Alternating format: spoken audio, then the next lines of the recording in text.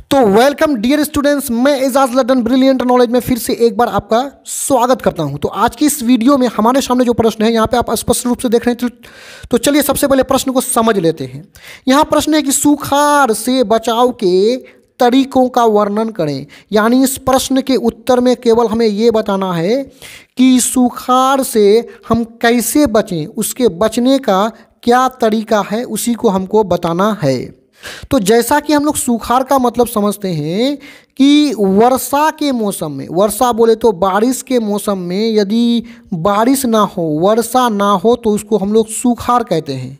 तो बारिश के मौसम में जब बरसात नहीं होगा, चिलचिलाता हुआ धूप निकलेगा तो उसको हम क्या बोलेंगे? सुखाड़ बोलेंगे। और सुखाड़ की स्थिति में किसान जो है ना खेती नहीं कर पाता है, क्योंकि उसे खेती करने के लिए पानी चाहिए।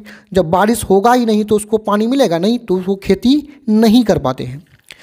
तो आप ये समझिए कि सुखाड़ की स्थिति से बचने का एक ही उपाय है कि हम ऐसे उपायों का वर्णन करें जिससे अधिक से अधिक वर्षा हो, हमको पानी का कमी ना हो, तभी हम सुखाड़ से बच सकते हैं। तो आइए उत्तर में देख लेते हैं कि सुखाड़ से बचने के क्या क्या उपाय हैं। तो आगे बढ़ने से पहले चैनल को सब्सक्राइब नहीं किए हैं तो चैनल को जरूर सब्सक्राइब कर लीजिए। तो यहाँ उत्तर में है कि सुखाड़ से बचाव के तरीके निम्नलिखित हैं। मतलब नीचे कुछ सुखाड़ से बचने का तरीका है। आइए सभी तरीकाओं को पॉइंट वाइज हम लोग समझते हैं। सबसे पहला देखिए, अधिक से अधिक पेड़ पौधों को लगाया जाए। यानी जब हम अधिक से अधिक पेड़ पौधों को लगाएंगे तो ऐसे क्षेत्रों में वर्षा अधिक होगा। जब वर्षा अधिक होगा तो सुखाड़ की स्थिति उत्पन्न नहीं होगा। यानी अधिक से अधिक पेड़ लगाना सुखाड़ से बचने का ये एक पहला तरीका है, क्योंकि हम जानते हैं जहाँ पेड़ पौधे अधिक होगा वहाँ वर्षा अधिक होता है। अब दूसरा पॉइंट में देखते हैं, कुआं, तालाब और नहर आदि का निर्माण कर वर्षा जल का संचयन किया जाए। संचयन करना का मतलब जमाव करना। यानी वर्षा जल को जब आप एक किसी जगह में इकट्ठा करोगे, जमा करोगे किसी बर्तन में, जलाशय में या तालाब में, तो उसी को हम लोग संचयन बोलते हैं।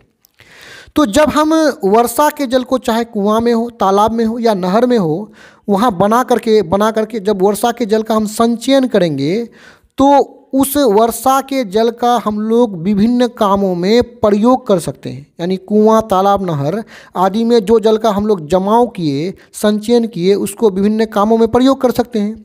फिर गर्मी के मौसम में इसी तालाब या नहर का जो जल है वो वाष्प बन करके ऊपर जाता है और ऊपर जा कर के बादल का निर्माण करता है। फिर यही बरसात कराता है, वर्षा कराता है।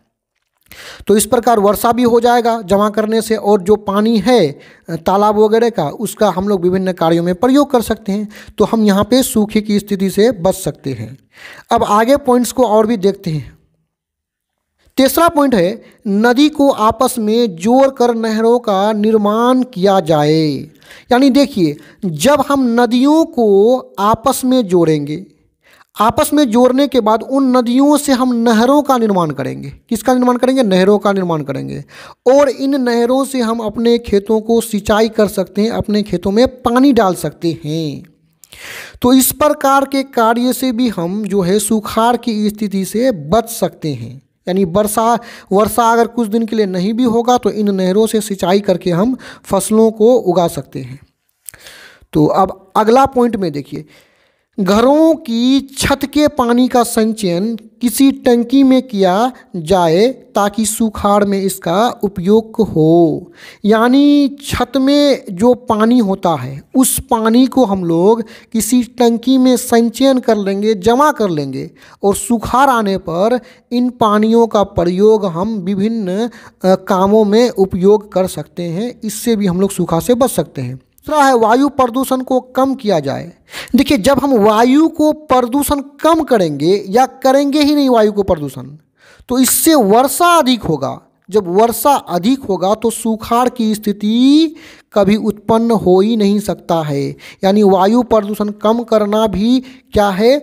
सुखाड़ से बचने का एक क्या है? उपाय है। तो यहाँ पे वीडियो समाप्त होता है। डिस्क्रिप्शन में और भी वीडियोस का लिंक है। धन्यवाद।